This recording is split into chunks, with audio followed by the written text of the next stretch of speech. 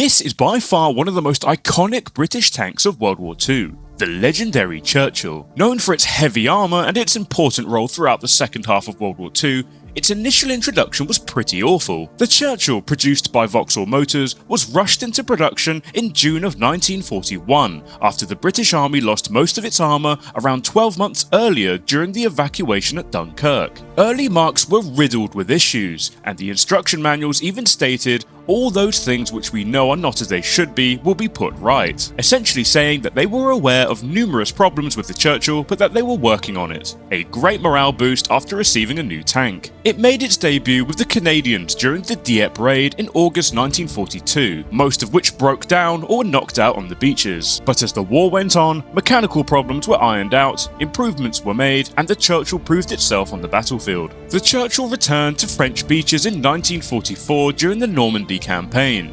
At this point, the Churchill could be described as the Swiss Army knife of tanks. As well as the standard tanks, many of them were modified into the Churchill Avery, which was specifically designed to delete enemy fortifications from the battlefield. It achieved this by using its 230mm spigot mortar. The Avery could also carry big bundles of sticks called fascines, which could be dropped into trenches and anti-tank ditches. The Churchill could also be fitted with the bobbin, a device designed so that tanks and other vehicles could quickly unload onto beaches without sinking into sand and clay. Many of them had bridges mounted to them, such as the small box girder bridge. In situations where there were no bridges available, introducing the Arc, a Churchill modified to act as a bridge or a ramp, depending on the circumstances. There was even a flame-throwing variant called the Churchill Crocodile, which proved to be an effective weapon as well as a psychological one. Whilst it had a rather unflattering introduction, by 1944, the British finally had a solid tank which served them and the Commonwealth exceptionally well for the rest of the war.